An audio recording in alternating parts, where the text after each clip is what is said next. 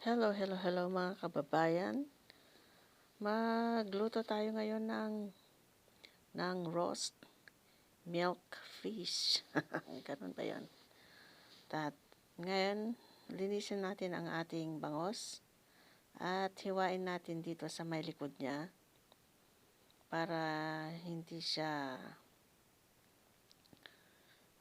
madali kasing pag dun sa may tiyan niya ang ikakat mo siya, guys. Madali siyang nadi-disform. So, cut natin dyan. At linisin natin, alisin natin yung mga dugo-dugo niya, guys, at yung bituka niya. Tapos, linisin ng mabuti para maalis yung lansa niya, guys. So, yan na. Cut natin ng mabuti. Yan. O, tingnan nyo, guys. Ang taba-taba ng ating bangos. Sarap, guys, yan. Alam nyo, guys, kinakain ko yung kanya. Yung bituka niya.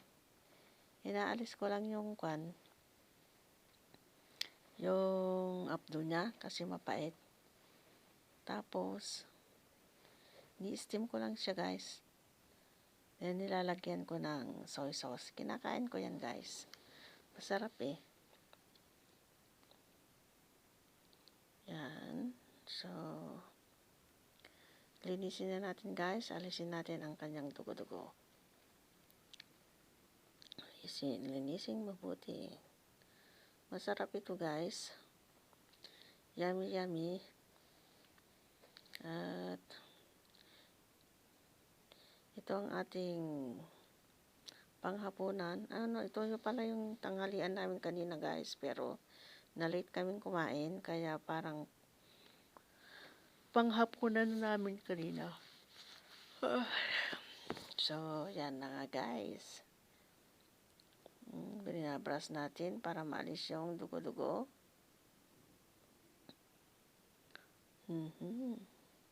Hindi lang pala ngipin ang binabras, guys. Pati rin yung isda para maalis yung dugo-dugo niya. May mga kasi, may mga tinik. So, kailangan gamitin yung brush para hindi matinikan yung kamay mo, guys. So, yan. Malinis na siya, guys. Hindi ko inalis yung itim-itim niya, guys, dahil yun yung taba niya. Yan. Wow. Tapos, lagyan na natin sa foil, guys. At, alisin natin yung tubig-tubig niya, guys. I-dry natin siya.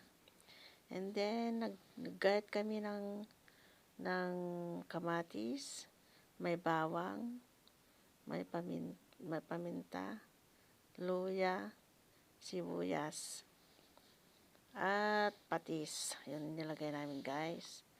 Nilagay ko dun sa ilalim, tapos nilagyan ko dun sa loob ng bangos. And then, nilagay ko yung guys, yung sauce ng kamatis. Wow. Tapos nilagay na namin dun sa loob, guys.